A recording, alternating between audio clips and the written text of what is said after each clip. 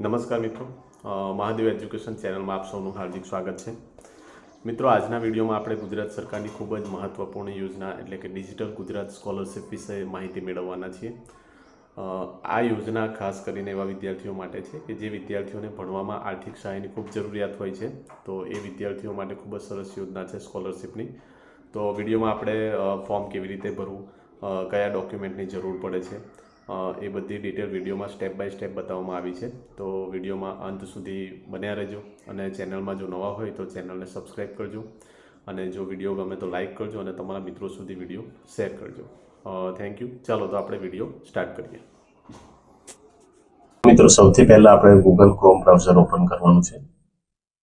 ત્યારબાદ એમાં digital Gujarat type કરવાનું છે. ડિજિટલ ગુજરાતની વેબસાઇટ ઓપન થશે. એમાં જે પહેલી વેબસાઇટ છે ડિજિટલ ગુજરાત લખ્યું છે એના પર ક્લિક કરીશું આપણે.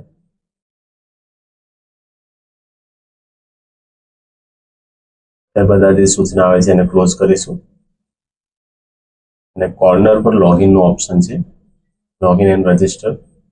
એમાં લાસ્ટમાં સ્કૂલ લોગિન છે એના પર આપણે ક્લિક કરીશું. આપણે શાળાનું લોગિન કરવાનું છે એટલા માટે. ત્યારબાદ યુઝર નેમ અને પાસવર્ડ આપણી પાસે માંગશે સ્કૂલ લોગિનમાં. તો શાળાનો જે પણ યુઝર નેમ છે એ યુઝર આઈડી આપણે એન્ટર કરવાની છે આમાં.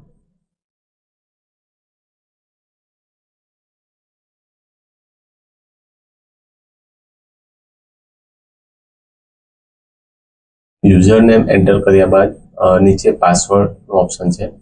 તો એમાં આપણે પાસવર્ડ આપણો એન્ટર કરીશું. આપણા શાળાનો જે પણ પાસવર્ડ બનાવ્યો છે એ પાસવર્ડ આમાં એન્ટર કરીશું.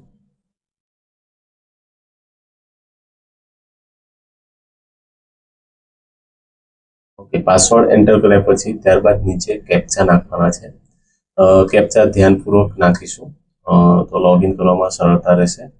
જ્યાં કેપિટલ જ્યાં સ્મોલ લેટર જોઈએ એ પ્રમાણે જોઈને ચેક કરીને કેપ્ચા એન્ટર કરીને લોગિન બટન પર ક્લિક કરવાનું છે નીચેનું. ઓકે, લોગિન બટન પર ક્લિક કરશો એટલે આચાર્યના મોબાઈલ નંબર પર ઓટીપી આવશે. 4 અક્ષરનો ઓટીપી આવશે. આ ઓટીપી નાખવાનો છે અને કન્ફર્મ કરવાનું છે. કન્ફર્મ કર્યા બાદ ફાઇનાન્શિયલ યર આપણે પસંદ કરવાનું છે. તો આપણે લેટેસ્ટમાં 2026-27ની શિષ્યવૃત્તિની એન્ટ્રી કરવાની છે. 2026-27 વર્ષ પસંદ કરી ઓકે બટન પર ક્લિક કરીશું. આ રીતે ડેશબોર્ડ ઓપન થશે. ઓકે બટન પર ક્લિક કરીશું એટલે. ત્યારબાદ જે પહેલું મેનુ છે સ્ટુડન્ટ રજિસ્ટર, એના પર આપણે ક્લિક કરીશું. એમાં બે ઓપ્શન છે. પહેલા સ્ટુડન્ટ ન્યૂ એન્ટ્રી અને એડિટ સ્ટુડન્ટ એન્ડ. જો પહેલા ધોરણમાં નવા દાખલ થયા તો સ્ટુડન્ટ ન્યૂ એન્ટ્રીમાં આપણે જવાનું છે અને જે આ 5 ફોર્મ છે એ 5 ફોર્મને ફિલઅપ કરવાના છે. એમાં બેઝિક ડિટેલ આવશે સ્ટુડન્ટની, સ્ટુડન્ટનું નામ છે, વાલીનું નામ છે, જાતિ છે, જન્મ તારીખ છે, એડ્રેસ છે. આ બધી ડિટેલ પહેલા ફોર્મમાં ફિલઅપ કરવાની છે. ફિલઅપ કર્યા બાદ સેવ કરવાનું છે. ત્યારબાદ બીજું છે સ્ટુડન્ટ ડિટેલ્સ છે, આધાર ડિટેલ્સ છે, બેંક ડિટેલ્સ છે અને છેલ્લે સેવ ડિટેલ્સ છે. ઓકે, આપણે એડિટ કરવાની છે એન્ટ્રી. તો એડિટ સ્ટુડન્ટ એન્ટ્રીમાં જવાનું છે. નવી એન્ટ્રી કરવાની તો ન્યૂ એન્ટ્રીમાં જવાનું છે. બરાબર. જે ધોરણમાં પહેલેથી દાખલ છે એ છોકરા માટે એડિટ સ્ટુડન્ટમાં જવાનું છે. ત્યારબાદ અહીંયા ક્લાસ સિલેક્ટ કરવાનો છે. એમાં ઓલ રાખશો તો પણ ચાલશે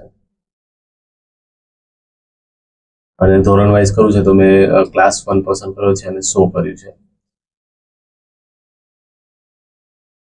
ઓકે, અહીંયા શો થશે એટલે પહેલા ધોરણમાં જેટલા સ્ટુડન્ટ છે એટલા આપણા અહીંયા ઓપન થશે. હવે અહીંયા પહેલું જે એડિટનું ઓપ્શન છે, પહેલું સ્ટુડન્ટનું આપણે એન્ટ્રી કરતા એડિટના ઓપ્શન પર જઈશું એટલે સ્ટુડન્ટ બેઝિક ડિટેલ આવશે. આમાં એન્ટર કરેલી છે એટલે એ ડિટેલ આવી જશે અને ચેક કરી લેવાની છે અને જ્યાં જ્યાં એન્ટ્રી કરવા જેવી લાગે છે ત્યાં આપણે એન્ટ્રી કરવાની છે. એમાં એનું ફર્સ્ટ નેમ આવશે સ્ટુડન્ટનું, એ એન્ટર કરવાનું છે. ત્યારબાદ મિડલ નેમમાં એના ફાધરનું નેમ એન્ટર કરવાનું છે. લાસ્ટ નેમમાં જે સરનેમ છે એ સરનેમ આપણે એન્ટર કરવાની છે. ત્યારબાદ નીચે મધરનું નેમ, મમ્મીનું નામ છે એ પણ એન્ટર કરવાનું છે. જેન્ડરમાં મેલ ફિમેલ જે હોય છે એ સિલેક્ટ કરવાનું છે. Date of birth, calendar open થશે અહીંયાથી ક્લિક કરશું એટલે જે પણ જન્મ તારીખ છે એન્ટર કરી દઈશું. ત્યારબાદ નીચે એડ્રેસ ડિટેલ છે. એમાં જિલ્લો પસંદ કરવાનો છે, તાલુકો પસંદ કરવાનો છે અને ત્યારબાદ વિલેજમાં ક્લિક કરીશું એટલે બધા ગામડાઓનું લિસ્ટ આવી જશે. એમાં આપણું જે પણ ગામ છે એ ગામ સિલેક્ટ કરી લેવાનું છે. અને રૂરલ અને અર્બન એ બેમાંથી જે પણ આવતું એ સિલેક્ટ કરવાનું છે. ત્યારબાદ નીચે એડ્રેસ લખી દેવાનું છે અને પિનકોડ નંબર એન્ટર કરવાનો છે. પહેલા પેજ પર આટલી ડિટેલ છે. ત્યારબાદ સેવ એન્ડ નેક્સ્ટ. તો અહીંયા આવી છે કે તમારી ડિટેલ સફળતાપૂર્વક સેવ કરવામાં, ડેટા તમારો અપડેટ કરવામાં આવ્યો છે. ત્યારબાદ નેક્સ્ટ જઈશું એટલે આપણે બીજા ફોર્મ પર ઓપન થશે. બીજા ફોર્મમાં સ્ટુડન્ટ ડિટેલ આવશે.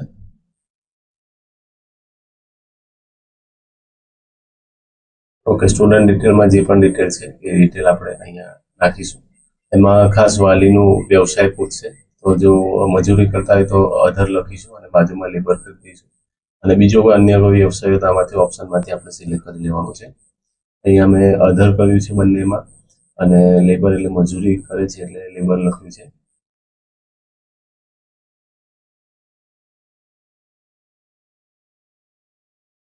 ત્યારબાદ જાતિમાં નીચે એસસી એસટી ઓબીસી જે પણ છે એ જાતિ આપણે એડ છે એટલે એમાંથી આપણે સિલેક્ટ કરવાની છે. મેં એસટી લીધી છે. અને બાજુમાં પેટા જ્ઞાતિ સિલેક્ટ કરવાની છે. એટલે એસટી પસંદ કરશો તો એસટીની જેટલી પેટા જ્ઞાતિ છે એ આવી જશે, સિલેક્ટ કરી લેવાની છે. ફિઝિકલ હેન્ડીકેપમાં યસનું જે આવતું એ કરવાનું છે. વાલીની વાર્ષિક આવક લખવાની છે. વાલીનો મોબાઈલ નંબર લખવાનો છે. ઈમેલ આઈડી જો વાલીનો હોય તો લખવાનો, બાકી આપણી શાળાનો પણ આપણે લખી શકીએ છીએ ઈમેલ આઈડી.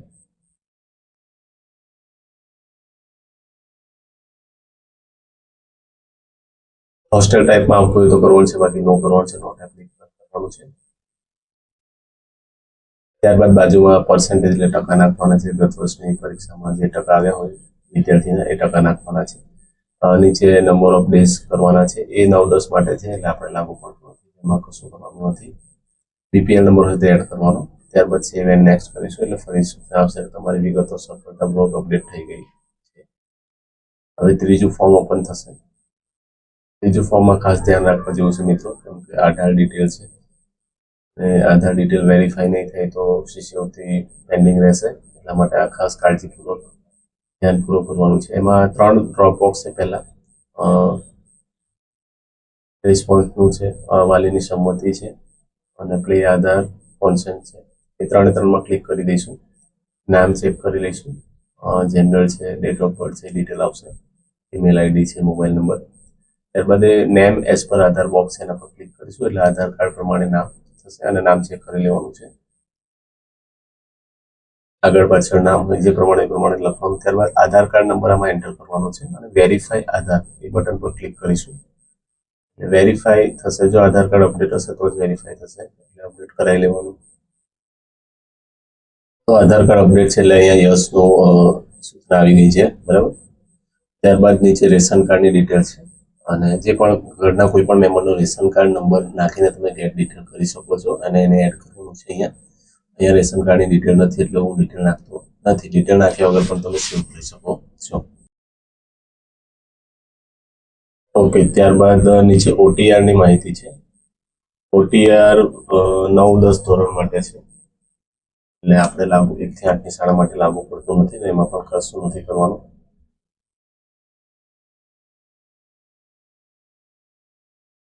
ત્યારબાદ નીચે સેવ એન્ડ નેક્સ્ટ એટલે આ પેજ પણ આપણું સફળતાપૂર્વક સેવ થઈ જશે. એનો મેસેજ આવી જશે, તમારા ડેટા સફળતાપૂર્વક સેવ થઈ ગયા છે. હવે નેક્સ્ટ પેજ ઓપન થશે. એમાં છે બેંક ડિટેલ્સ છે, એટલે જો બાળકનું એકાઉન્ટ ડિટેલ હોય તો એ નાખવાની છે. બાળકનું એકાઉન્ટ ના ઓપન હોય તો આપણે વાલીનું એકાઉન્ટ પણ નાખી શકીએ છીએ.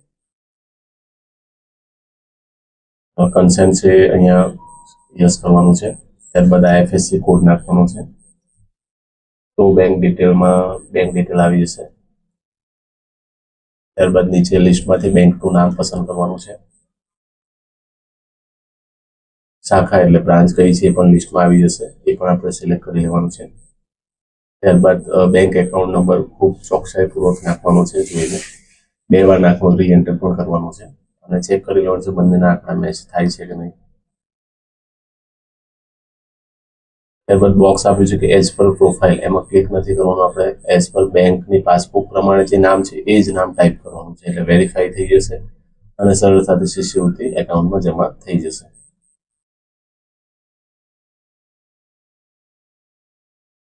ઓકે, નીચે એકાઉન્ટ વેરીફાઈ ડિટેલમાં આવી જશે.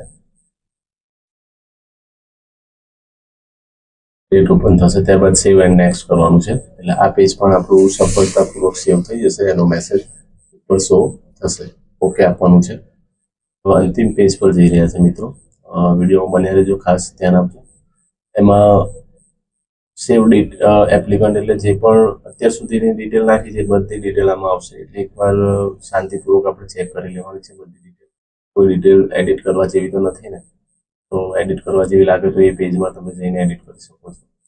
અને ડિટેલ બધી તમને કન્ફર્મ લાગે છે બધી ડિટેલ ખરી છે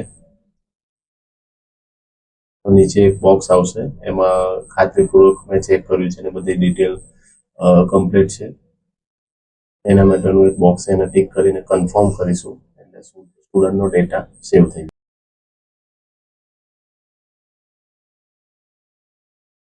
ઓકે, ત્યારબાદ ક્લિક એન્ટર ન્યૂ એન્ટ્રી, નવી એન્ટ્રી કરવી હોય તો એના પર ક્લિક કરીશું એટલે નવી એન્ટ્રીનું બોક્સ ઓપન થશે.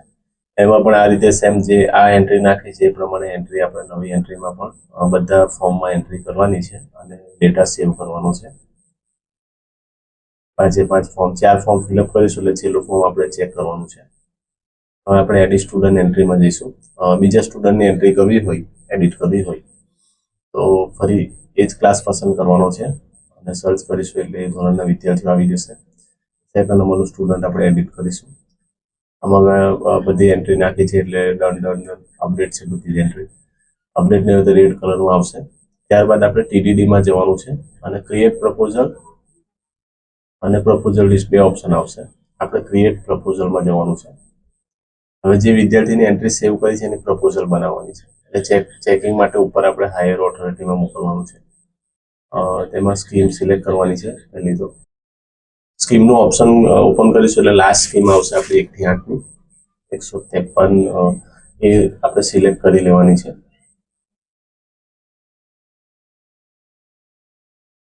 અહીંયા આવી ગઈ છે DKY 153 પ્રી મેટ્રિક. ત્યારબાદ સ્ટુડન્ટનું UID નહીં નાખો ચાલશે. ક્લાસમાં તમે એક ધોરણ પસંદ કરશો તો ચાલશે, ઓલ કરશો તો પણ ચાલશે. કોમ્યુનિટી જાતિ લખવાની છે, ST કરી છે મેં. પેટા જ્ઞાતિ કરવાની છે. ત્યારબાદ શો કરીશું. મિત્રો શો કરીશું એટલે પ્રપોઝલ ક્રિએટ થઈ જશે આપણી, અને પછી ઓપ્શન આવશે સેન્ડ ટુ હાયર ઓથોરિટી. આ રીતે પ્રપોઝલ ક્રિએટ કરવાની છે આપણે અને સેન્ડ કરવાની છે ઉપર.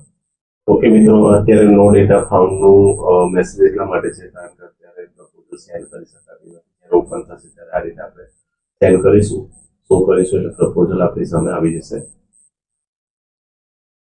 તો ઓકે આપીને આપણે ડેશબોર્ડમાં જવાનું છે. પ્રી મેટ્રિક ઓપ્શન પસંદ કરવાનું છે. ડેશબોર્ડમાં તમામ ડિટેલ આવી જશે સાણાથી. ઓલ સ્ટુડન્ટમાં જેટલી એન્ટ્રી થઈ છે આપણી, એકાઉન્ટ વેરીફાઈ કેટલા થયા છે બધું આવી જશે. નીચે છે બાજુમાં છે ક્રિએટ પ્રપોઝલ છે અને લાસ્ટ ઓપ્શન છે પેમેન્ટ આવશે. અને નીચે છે બેંક ડિટેલ આવશે, બેંક ડિટેલ કેટલી વેરીફાઈ થઈ છે એ બધું આમાં ડેશબોર્ડમાં ઓપન થશે. એટલે જ્યારે પણ આપણે ચેક કરવું ત્યારે આ રીતે ડેશબોર્ડ ઓપન કરવાનું છે. ઓલ સ્ટુડન્ટ એન્ટ્રી પણ જોઈ શકીશું.